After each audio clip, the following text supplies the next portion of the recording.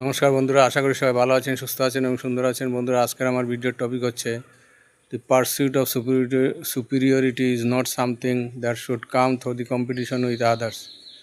অর্থাৎ আপনার জীবনের উন্নতির যে রাস্তা, সেটা অন্যের সঙ্গে কম্পিটিশন হওয়া উচিত নয়। অন্যের সঙ্গে কম্পিটিশন করে আপনি লাইফে উন্নতি করতে পারবেন না। আপনি লাইফে উন্নতি করতে গেলে নিজের সঙ্গে নিজে কম্পিটিশন করুন।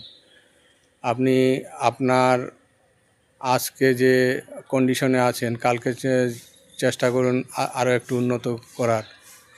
কালকের থেকে পরশু আর একটু বেশি উন্নতি করার চেষ্টা করুন। এইভাবে নিজেকে কন্টিনিউয়াসলি যদি একটা ডেভেলপমেন্টের পথে রাখেন,